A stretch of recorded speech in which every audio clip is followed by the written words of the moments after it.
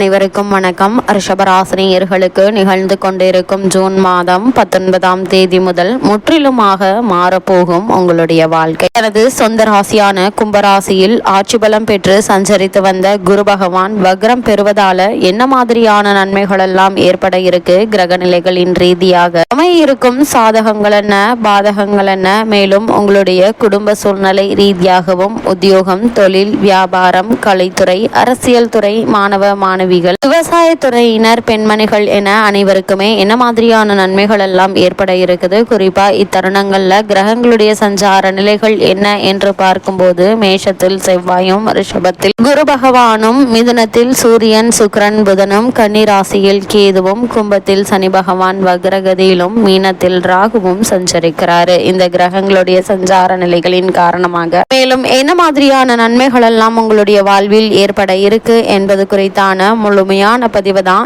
இந்த வீடியோல நம்ம விரிவா பார்க்க போகிறோம். அதற்கு முன்னாடி சனி பகவானை பற்றி சற்று விரிவாக தெரிந்து கொள்வோம். நவகிரகங்கள்ல மிக முக்கியமானவராகவும் நீதிமானாக திகழ்பவர் சனி பகவான். பலருக்கும் சனி பகவான் என்றால் ஒருவித அச்ச உணர்வு ஏற்படுவதுண்டு. ஜோதிடத்தை பின்பற்றாதவர் கூட சனி பெயர்ச்சியின் போது அவருடைய ராசிக்கான பலன் எப்படி இருக்கும் என்பதை பார்க்க ஆர்வம் காட்டுவார்கள். பொதுவாக ஜோதிடப்படி அனைத்து துன்பங்களும் சனிதான் காரணம் என்று சொல்லும் வழக்கம் உண்டு. ஆனால் உண்மையில் பலவித கொடுமைகளுக்கும் காரணமாக உள்ளவர் சனி என்று நினைக்க வேண்டாம். சனி பகவான் ஆதிக்கம் கொண்டவர்கள் பட்டறிவு மூலம் வாழ்க்கையில் சிறந்த உயர்ந்த அனுபவங்களை பெற்று உன்னதமாக பிறருக்கு யோசனை சொல்லும் அனுபவசாலிகள் ஆவார்கள். சர்வ சக்திகளை பெற்று சாதனை புரிய செய்வார் சனீஸ்வரர். ஒரு நியாயமான கிரகம். மனிதர்களின் பிறவி பயனுக்கு ஏற்ப இன்ப துன்பங்களை தருவதில் இவருக்கு நிகர் இவரே.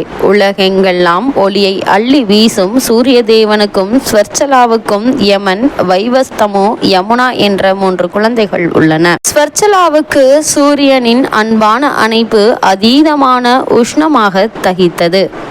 சுவர்ச்சலா தாங்க முடியவில்லை. தன் நிழலை கொண்டு ஒரு உருவத்தை படைத்தாள். அவளுக்கு பெயர் சாயாதேவி.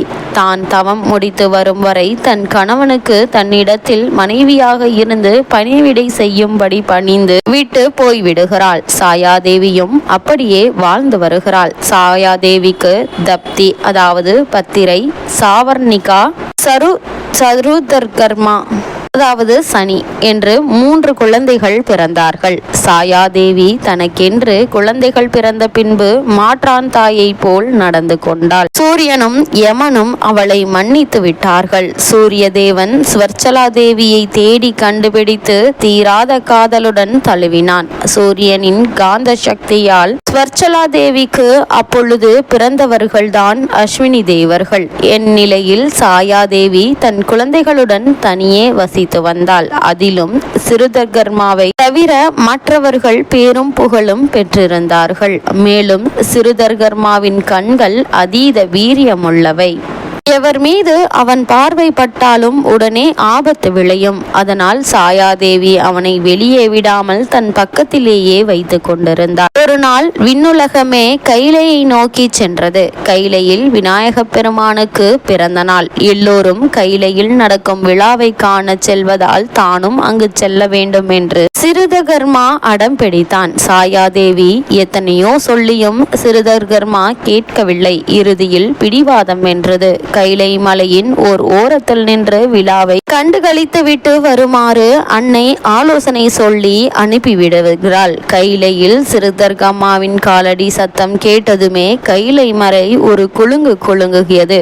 இதை மலைமகள் பார்வதியும் உணர்ந்தாள். சக்தி, சூரியனின் குமாரன் சிறுதர்கர்மா இதோ வந்து கொண்டிருக்கிறான். அவன் பார்வைப்பட வண்ணம் குழந்தை விநாயகனை பார்த்துக்கொள் என்று சிவபெருமான் கூற அன்னை மகன் விநாயகனை வாரி எடுத்து மடியில் வைத்து கொண்டாள். சக்திக்கு மீறிய கவசம் இது. ஆனால் சிறுதர்கர்மா விநாயகனை பார்த்துவிட அவனின் பார்வை தீச்சன்யத்தால் விநாயகன் தலை தெரித்து விழுந்தது. பார்வதி கதறினாள். சிவபெருமான் மனைவியை சமாதானப்படுத்தினார். கஜமுகசுரனை சம்ஹாரம் பண்ண பிறந்தவன் நம் குமாரன் விநாயகன். அதற்கு சாதாரண முகம் உதவாது, யானையின் முகம்தான் வேண்டும் என்று சமாதானம் சொன்னார். பைரவனை அனுப்பி வடக்கு திக்கில் தலை வைத்து படுத்திருக்கும் யானையின் தலையை கொண்டு வரச் சொன்னார். காசி அருகே படுத்து கிடந்த யானை ஒன்றின் தலையை பைரவன் கொண்டு வந்து கொடுத்தார். அது முதல் விநாயகர் கஜமுகன் ஆனார். புதல்வனின் தலையை பார்க்க பார்க்க பார்வதி தேவிக்கு பற்றி கொண்டு வந்தது. கோபமாக வந்தது. கையிலையில் கால் எடுத்து வைத்த உன் பாதங்கள் ஊனமாகட்டும் என்று சபித்தாள். அன்று முதல் விந்தி நடந்தான் சனி. ஆனால் விந்தி வீடு திரும்பிய சிதுகர்மாவை கண்டு சாயாதேவி வெகுண்டாள். பார்வதியின் மகனான விநாயகரின் வயிறு ஓனாய் வயிறாகட்டும் என்று சபித்தாள். விநாயகரின் வயிறு பெருத்தது. அன்று முதல் விநாயகன் லம்போதரன் ஆனார். சனி என்ற சிறுதகர்மா, நீ சிறப்புடைய உனக்கு தவம் ஒன்றே சரியான வழி என்று சாயாதேவி மகனுக்கு ஆலோசனை வழங்கினான். உடனே சனி தாயினுடைய அனுமதியுடன் காசி சென்று லிங்கம் ஒன்றை பிரதிஷ்டை செய்து கடுமையாக தவம் இருந்தார். சனியினுடைய தவத்தை மெச்சி பரமன் காட்சி கொடுத்தார். சிறுதகர்மா, உன் தவத்தால் என்னை மிகவும் மகிழ்வித்தாய். இன்று முதல் தேவர்களிலேயே ஈஸ்வர பட்டம் உனக்கு மட்டும்தான். மகேஸ்வரனுக்கு பிறகு ஈஸ்வர பட்டம் சனீஸ்வரனான உனக்கு தான். நீ பூஜித்த லிங்கம் சனீஸ்வர லிங்கம் என்று அழைக்கப்படும். உனக்கேற்ற நாளான சனிக்கிழமையில் ஸ்திரவாரம் என்று அழைக்கப்படும் என்று ஈசன் வரம் அளித்தார்.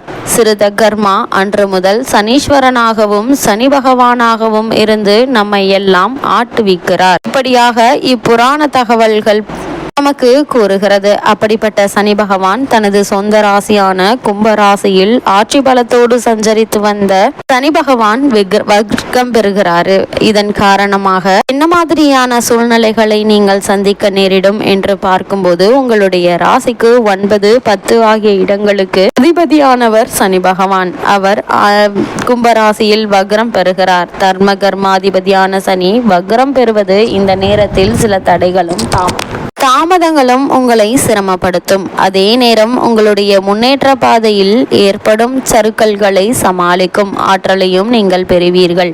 பெற்றோரின் உடல் நலத்தில் கவனம் தேவை. அதே போல கொடுக்கல் வாங்கலில் பிரச்சனை இருக்காது என்றாலும் வரவை விட செலவுகள் அதிகமாக இருப்பதற்கான வாய்ப்புகள் அதிகம் இருக்கு. ரிஷபராசினியர்களை பொறுத்த வரைக்கும் சனி பகவானுடைய வக்ரகதி நிகழக்கூடிய தருணங்கள்ல எந்த காரியத்தை உடனடியாக செய்து முடிக்க இயலாது. உத்தியோகத்தில் உள்ளவர்களுக்கு உயரதிகாரிகளுடைய கெடுபடி அதிகரிப்பதற்கான சாத்தியக்கூறுகள் அதிகம் உண்டு. அதே போல சக பணியாளர்களிடம் உங்களுடைய முன்னேற்றம் பற்றி பகிர்ந்து கொள்ள வேண்டாங்க. நீங்கள் உண்டு, உங்களுடைய வேலை உண்டு என்றிருப்பது மிகவும் நல்லது. ஒரு சிலருக்கு இடமாற்றம் வருவதற்கான அறிகுறிகளும் தென்படும் என்பதையும் சனி பகவானுடைய இந்த வக்ர நிலை உங்களுக்கு அறிவுறுத்தது. அதே போல ரிஷபராசினியர்கள் பொது வாழ்வில் உள்ளவர்களை பொறுத்த வரைக்கும் புதிய பொறுப்புகள் கிடைப்பதற்கான சாத்தியக்கூறுகள் அதிகம் இருக்குது. தொழில் மற்றும் வியாபாரம் செய்பவர்களுக்கு அதிக லாபம் உண்டுங்க. இதனால் உங்களுடைய பழைய கடன்களை அடைத்து நிம்மதி பெற இருக்கீங்க.